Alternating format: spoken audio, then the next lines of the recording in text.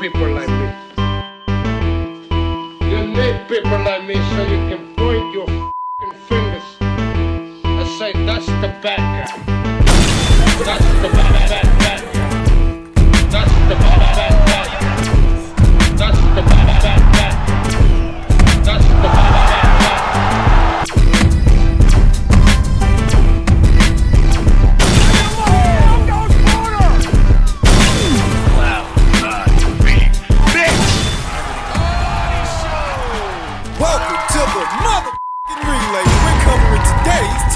News. Okay, we'll start with this. Scotney versus Motu. Mia Motu has been ordered by the IBF. Eddie Hearn has confirmed the IBF order has come down for Ellie Scotney to defend the blue belt, the IBF title, against New Zealand's own Mia Motu, her mandatory challenger, the mandatory who's been calling for that fight, the mandatory that we talked about a few weeks ago in a previous video. But become vacant following Erica Cruz's kind of situation as well. Do you think Ellie Scotney could fit in and add that to her collection? I mean, Ellie's got a mandatory against Mia Motu that there's a purse bid for next week. She just wants to become undisputed in the unified. Obviously, you've got Mercado. You've got now the WBA becoming available. And Ellie probably doesn't have that many more fights at Super Bantam. So before she moves up, which I think is inevitable at some point, we'd like to see her continue to unify. But the purse bid for the ordered IBF Super Bantamweight title fight has been delayed. Frank Smith of Matchroom revealed both sides requested an extension of the negotiation period in order to help reach a deal. Ellie Scotney herself took to her social media, seemingly reacting to the news with little more than just an eye roll, an emoji rolling their eyes, likely because Ellie Scotney had hopes of entering into a unification match with Mayweather Mercado, the only other champion at this weight, the only other reigning champion since the WBA title has been vacated. Erica Cruz of Mexico was stripped of the title for testing positive for several banned substances, not just one, and as a result of that, Ellie and Yami are the only two reigning champions at this weight at this time. And Ellie wanted the opportunity to fight Mayweather Mercado for what is Yami's green belt. She's not going to get it, not yet. She's got to fight Mia Motu first.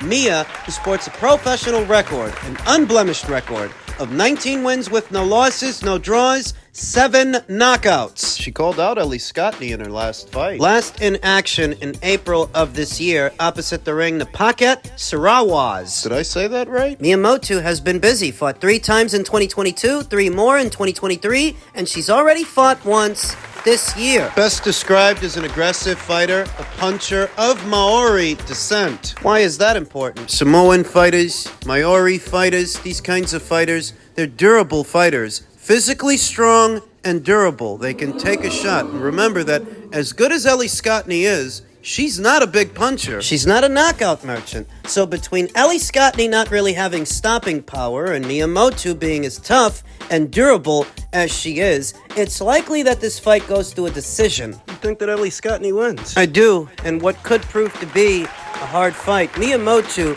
is an unbeaten fighter with a lot of spirit and a lot of belief in herself and her abilities, and she wants that fight. On that stage, I think she's going to push Ellie Scotney, maybe harder than Ellie's ever been pushed. What it reminds me of is when Jessica McCaskill was calling for a Katie Taylor fight years ago. She wasn't Katie's mandatory challenger. She just wanted the fight, the opportunity, and she got it. And even though she lost, up until that point, she pushed Katie harder than Katie had ever been pushed. And I wouldn't be surprised if Mia Motu, under these circumstances, pushes Ellie harder than she's ever been pushed, because Ellie has a penchant for going in there against experienced fighters, very experienced fighters, more experienced than she is. She beats them and she makes it look easy. She always makes it look easy. So maybe this fight ain't so easy. Maybe not. I wouldn't be surprised. For Ellie Scotney, this is just not what she wanted. So I don't know how much she's up for this fight. Into it. They have requested an extension for the negotiation period. I wonder if Matchroom won't use that time to negotiate with Mercado instead of Motu. Convince Mia to step aside so that Ellie can go unify with Yami. Maybe they do that, maybe they don't. Maybe not. Maybe this is next, and I honestly think it's going to be a fun fight. It's going to be a fun fight to watch. Motu is going to press the action, press the issue, and we'll see how Ellie Scotney handles her. Catford. In men's lightweight news, Shakur Stevenson versus Artem Haratunian was the most watched boxing main event on ESPN this year. The average audience on the network was 1.1 million. It peaked at 1.2 million. Those are Nielsen media numbers that don't include ESPN Plus viewership. Only linear TV viewers. ESPN Plus figures aren't released by ESPN. It could be that many more. Because I watched it on the Plus. ESPN Plus hosts approximately 24 million subscribers. 24 million as of May of this year. So it could have been that many more people that saw this fight, even though most people don't seem to have enjoyed it. Better still, they watched it and they knew that it was on. You know, it's almost like somebody did a fantastic job of promoting Shakur Stevenson's fight. They must have, because I doubt Shakur Stevenson himself was combing the streets of New Jersey, handing out flyers and tickets to let everybody know when and where he would be fighting and where they would be airing it. It's almost like somebody did a good job promoting him. You mean Top Rank? Ah, yes, Top Rank. The ones that Shakur Stevenson claims stalled his career and don't know how to promote him. So then how did so many people know when you were fighting and where you were fighting and what time the fight would come on? How did they all know about that? Promotion. Chalk it up to promotion, because that's what promotion is, you fucking bozo. The guys who like to pour sugar on shit is saying villain mode activated. Ain't no way that many people are staying up that late to watch a boring fighter. Must want to see Buddy lose. And you know what that is? You know what that is? That's a tenuous association to Floyd Mayweather, because in Mayweather's day, they used to say that a lot of people watch him and a lot of them are watching him to watch him lose. That's what they used to say about Floyd. What this guy's saying about Shakur, no, I don't think all those people tuned in to watch Shakur lose. Why not? Because nobody knew who Artem Haratunian was, and nobody was giving Artem Haratunian any odds to beat Shakur Stevenson. Fight Hook News says, let all the haters tell you he's boring, nobody wants to watch you. Sorry to tell you, it's just a select few that don't like Shakur Stevenson and his style. Shakur's fight on ESPN was the most watched this year. Another guy who's trying to pour sugar on shit. Looking for that silver lining, the light at the end of the tunnel, the end of the sphincter. The asshole. I have a suggestion. Why doesn't he put his theory to the test? Conduct an independent poll on all of his social media accounts and see how many people were entertained versus how many people were bored. Do it. Since you're the one saying that the only people that were bored were people in the minority, that the majority of people were entertained, why don't you put that theory to the test? I bet you won't. It's easier to lie to yourself. Another original thinker that goes by the name Sal Hardy made the same predictable associations to Floyd Mayweather that they used to call Mayweather boring. And now people are calling Shakur Stevenson boring. But what are you saying? That every boring fighter is Floyd Mayweather? Because that's what you guys seem to do. You don't realize how much you're repeating yourself. You're like a bunch of bots. Parakeets. Whenever a technical fighter is labeled boring, the first guy you bring up, the go-to, is Floyd Mayweather, as if all these guys turned out to be Floyd Mayweather. When none of them did. Literally, none of them did. You want I should run down an itemized list of fighters in the last 5 or 6 years that have been called boring? Lara was called boring. Ragondiao was called boring. Did any of them turn out to be the next Mayweather? Lerone Richards was called boring. Devin Haney is called boring. Did any of them turn out to be the next Mayweather? You think Shakur Stevenson is going to? Oh, now he's going to be the next Mayweather. That you constantly use Mayweather as the anchor for every argument of this kind. Mayweather, everybody's Mayweather. Every boring fighter. They said Mayweather was boring and he made the most money. Yeah, and everybody ain't Mayweather. Quite honestly, nobody's Mayweather except Mayweather. The problem with your argument is it exists in a realm as if every fighter is going to go on to be Floyd Mayweather. Shakur, give me a call. Would love to make a fight with you. He made a statement. That's the bottom line. And I think when you're in that position, when you're the number one contender in every organization, you have to make a statement like that. And that's exactly what he did. He was relentless. He took a few shots because he's very awkward, as we saw with Pitbull, where he took him the distance. So I think this win for Zepeda was excellent, and now we go for the world title. Number one in all organizations, so I expect William Zepeda to fight for the world title next. Who he's gonna fight, I don't know. I'm gonna check out Shakur Stevenson very closely. I'm gonna look at Tank Davis. I'm gonna look at Pitbull. Everybody, William Zepeda's coming, baby, for you. He's coming for you. He's coming for you. Oscar doesn't sound committed to making a Zepeda versus Stevenson fight to me. You're not getting Gervonta Davis. You're not getting Isaac Cruz. You're not. And you know you're not. So when you bring their names up alongside the name of Shakur Stevenson, you're just wasting everybody's time because you know, like I know, like everybody else knows, those guys ain't gonna fight your fighter. Shakur's a free agent. He's literally free. That's the guy who's available. That's the guy you should go after. Shakur Stevenson said on ESPN showing fans leaving during the Artem Haratunian fight, their purpose is to destroy me by any means necessary. And what was your purpose when you said they don't know how to promote you and they stalled your career beforehand? What was your purpose? The arena was packed. I'm a draw. They can't stop me. They weren't trying to. You're the one who admitted they offered you a 5-fight extension worth $15 million. Top Rank and them's whole purpose was to try to put me down because I didn't re-sign. When I'm fighting on Thursday nights, they were trying to bring my value down. Top Rank doesn't benefit from your failures, least of all when they had you under contract. They don't benefit from that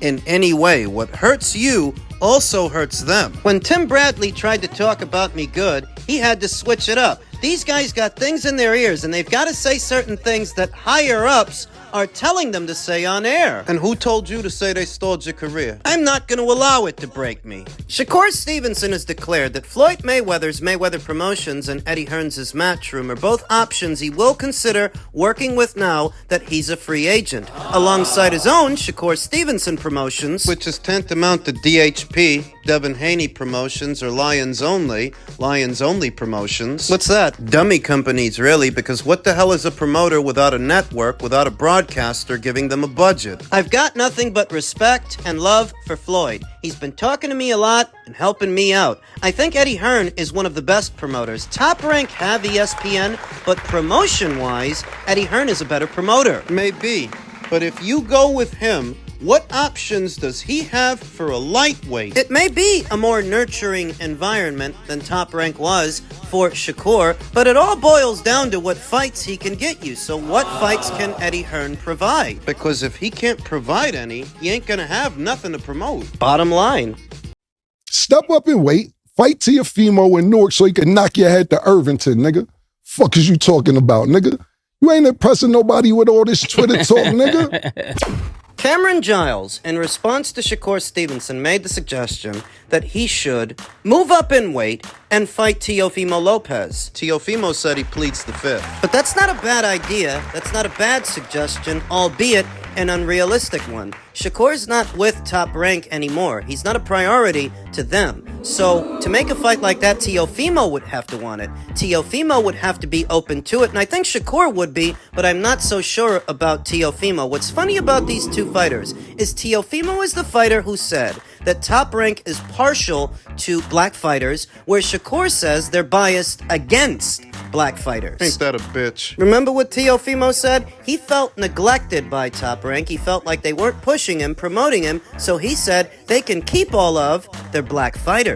Where Shakur Stevenson says They're both full of shit and they're both spoiled brats. That's the truth. that's what's really at the heart of it, because here you have two disgruntled fighters of different races and ethnicities saying the same thing about the same promotional outfit that is in opposition of what the other guy is saying. What is it really? You're just a bunch of spoiled brats. You and Shakur Stevenson, though. If Teofimo Lopez fought Shakur Stevenson, what do I think would happen? Shakur wins. Objectively speaking, if they made that fight, if Shakur Stevenson were to, hypothetically, move up to 140 pounds and fight Teofimo Lopez straight away, I think Shakur would beat him. I think he would outpoint him because stylistically, this is not a good style for Teofimo Lopez. At his very best, Teofimo is shifting his weight onto his back foot, hanging back, and working off the counter. At his very best, he's a counterpuncher and a somewhat strong counterpuncher.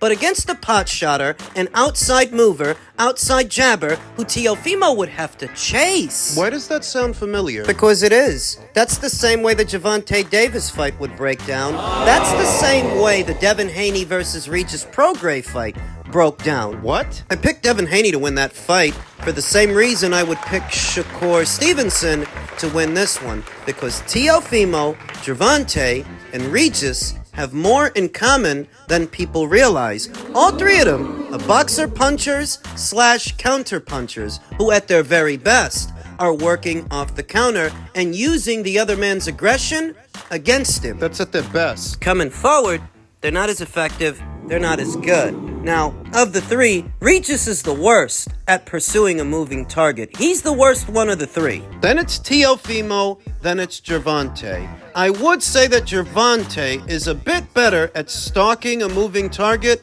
than Teofimo. You will recall that Teo didn't look good against Sandor Martin, a moving target. He didn't look good against Jermaine Ortiz, another moving target. And against Shakur Stevenson, who is a cut above those fighters, he can fight a better version of the fight that they fought. Emphasis on better, not necessarily entertaining, but better. Good enough to win. When on points, if you doubt me and doubt that analysis, understand Teofimo just fought a club fighter that stood in front of him all night, all fight, all 36 minutes, all 12 rounds. He couldn't get rid of Steve Claggett. Shakur Stevenson is a lot harder to hit than Steve Claggett. He's a lot harder to catch up to. Harder to find. They say that Shakur Stevenson is hiding a suspect chin and he's scared to get hit. Perhaps he is, and that's why he's so tricky, so hard to catch up to. But that makes for a long night for Teofimo Lopez, who is not as good on the front foot as he is on the back foot. And he's not a big guy. In terms of height and length and overall ring coverage, Teofimo's a short, stumpy, stocky fighter. Shakur Stevenson is actually a little taller and a little longer than he is. So he's going to pot shot from the outside on the balls of his feet, moving around and using the ring the way he normally does, and make it very difficult for Teofimo to get close enough to land a power shot. What? This stylistic matchup, the pure boxer versus the boxer puncher, the counter puncher, it doesn't make for the most exciting fight, the most dramatic, but more often than not, it's a fight that the pure boxer wins. Like Devin Haney versus Regis Prograis. More often than not, the pure boxer wins. Not always, but more often than not. Boxer puncher, counter puncher at his very best is looking to catch his opponent in between the punches, in between the combinations. Shakur doesn't really throw them. It's only 1 or 2 punches at a time from the outside. That's how he would fight this fight. If it were to happen. But it's not going to. I would give Shakur the edge to win a points decision. If it did.